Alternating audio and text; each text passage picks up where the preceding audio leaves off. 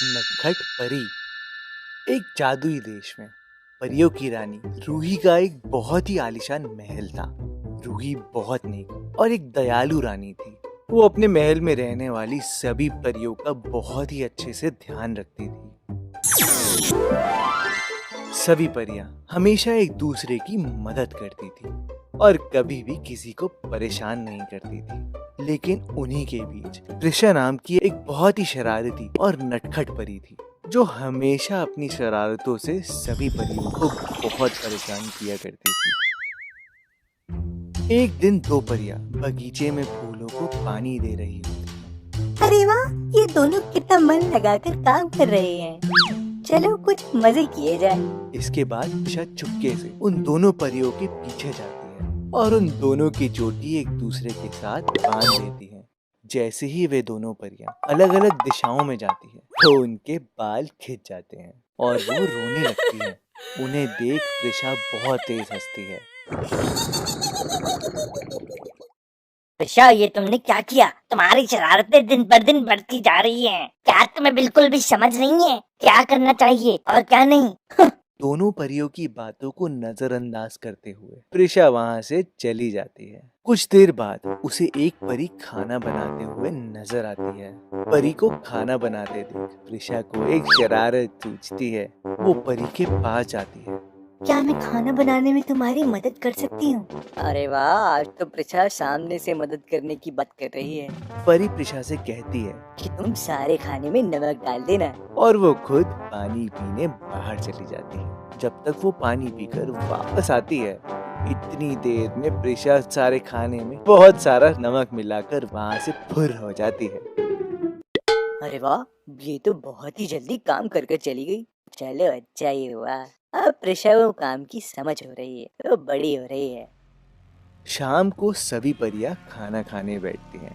खाने में नमक ज्यादा होने की वजह से रूही उस परी पर गुस्सा करने लगती है। ये सब क्या है?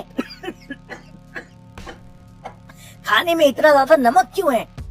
रानी जी, जब मैं खाना बना रही थी तो वहाँ पर प्रिशा आई थी और खाने में नमक मिलाने का काम मैंने उसी को दिया है, मैंने नहीं किया है।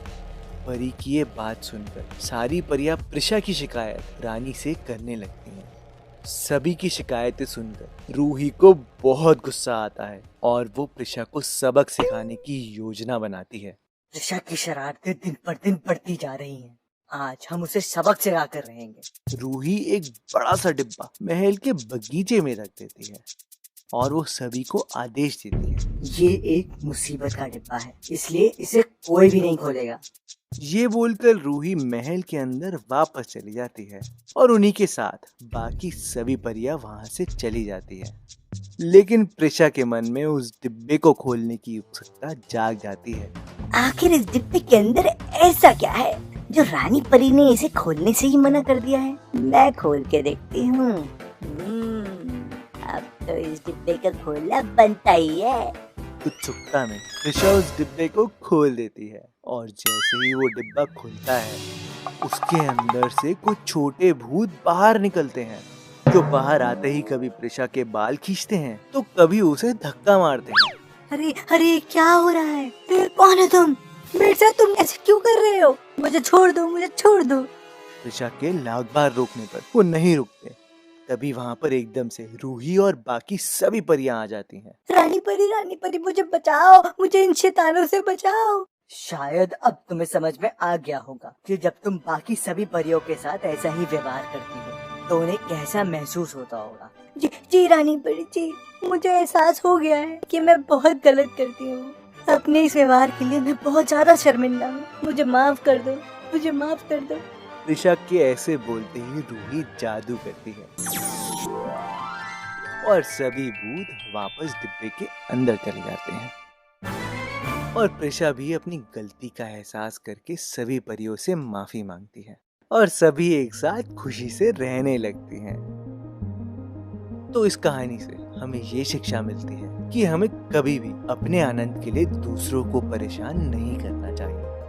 बाय।